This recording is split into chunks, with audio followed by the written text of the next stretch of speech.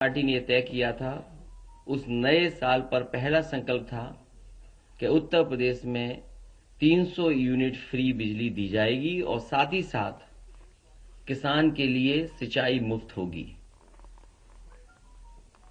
फिर लैपटॉप को लेकर के भी समाजवादी पार्टी ने ये कहा कि जिस तरीके से पूर्व में समाजवादी पार्टी ने बच्चों को पढ़ने के लिए जो आगे की पढ़ाई करने के लिए जा रहे हैं उनको लैपटॉप से मदद करने के लिए लैपटॉप दिया जाएगा। और वो स्कीम ऐतिहासिक स्कीम थी। बड़े पैमाने पर नौजवानों को जो आगे की पढ़ाई पढ़ रहे थे उन्हें लैपटॉप दिया गया था। और आज भी इतने वर्षों के बाद जब हम लोग गांव में जाते हैं, किसी मोहल्ले में जाते हैं, तो वो लैपटॉप देखने को मिलता है। एक एक लैपटॉप की एक कहानी है। अगर हम पूरा देखें कि उस लैपटॉप से क्या क्या पढ़ाई में या रोजगार में या नौकरी में मदद मिली है, एक एक लैपटॉप की अपनी कहानी है। परिवार में किस तरीके से न केवल बच्चे ने, बहन ने, भाई ने, परिवार के सब लोगों को मदद मिली है। और जिस समय लॉकडाउन लगा, कोविड प्रोटोकॉल के तहत सब ऑफिसेज बंद हो गए, स्कूल बंद हो गए, मुझे खुशी है इस बात की, बहुत सी जगह से जानकारी मिलती थी कि समाजवादी सरकार का दिया हुआ लैपटॉप अभी भी चल रहा है और हमारे काम आ रहा है। समाजवादी सरकार थी तो आईटी सेक्टर में क्या बढ़ावा दे सकते हैं उसके लिए रास्ता बनाया था। चक गजरिया फार्म में एचसीएल का सबसे पहला इन्वेस्टमेंट आया था और एचसीएल इन्वेस्टमेंट के आने से लखनऊ जैसा शहर आईटी हब के नाम से भी जाना जा सकता था अगर इस काम को और आगे बढ़ाया जाता। जितना समाजवादी सरकार में उस समय काम हुआ था उससे आगे सरकार ने नहीं बढ़ाया। केवल एचसीएल कैंपस में लगभग 5000 से ज्यादा लोग नौकरी कर रहे हैं, उन्हें रोजगार मिला है। जो डायरेक्ट नौकरियां मिली हैं एचसीएल कैंपस में वो 5000 से ज्यादा हैं। उसके साथ कितनों को और नौकरी रोजगार मिला होगा उसकी संख्या भी नहीं कैलकुलेट हुई है। लेकिन कैंपस में आज अगर हम जाएं और आकलन करें तो 5000 से ज्यादा लोगों को डायरेक्ट नौकरियां मिली हैं, डायरेक्ट रोजगार मिला है।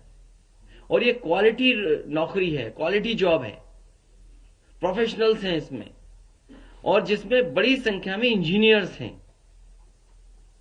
जो कई सालों की ट्रेनिंग अनुभव है, वो लोगों को नौकरी मिली है। कई बड़ी बड़ी कंपनियां छोड़ करके आए हैं, वो नौकरी कर रहे हैं।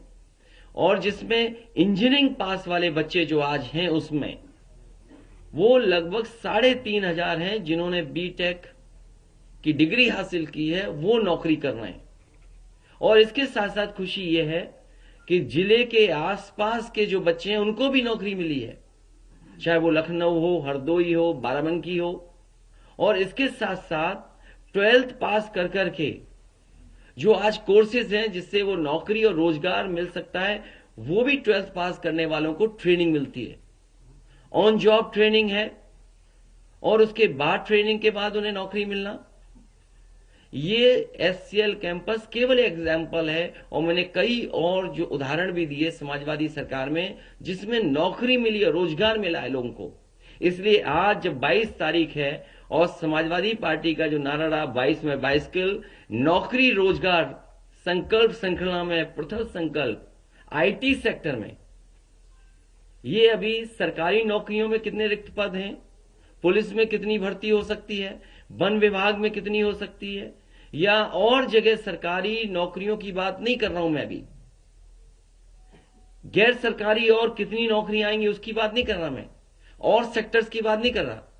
केवल आज आईटी सेक्टर में आने वाले समय में समाजवादी सरकार बनेगी तो उत्तर प्रदेश के नौजवानों को 22 में जब सरकार बनेगी तो 22 लाख नौजवानों को उससे ज्यादा सीधा सीधा रोजगार से जोड़ने का काम और उस तरह के फैसले, उस तरह की पॉलिसी बनाने का काम समाजवादी सरकार में होगा। इसलिए नौकरी और रोजगार संकल्प श्रृंखला में पहला ये है आईटी सेक्टर में कि समाजवादी सरकार बनेगी तो 22 लाख बच्चों को इससे सीधा सीधा कैसे उन्हें नौकरी मिले, रोजगार मिले, उसके लिए सरकार काम करेगी। और जो पार्टी जिस सरकार में 18 लाख से ज्यादा लैपटॉप बांट सकती है, तो 22 लाख रोजगार देने में और उस दिशा में काम करने में समाजवादी लोगों को समय नहीं लगेगा।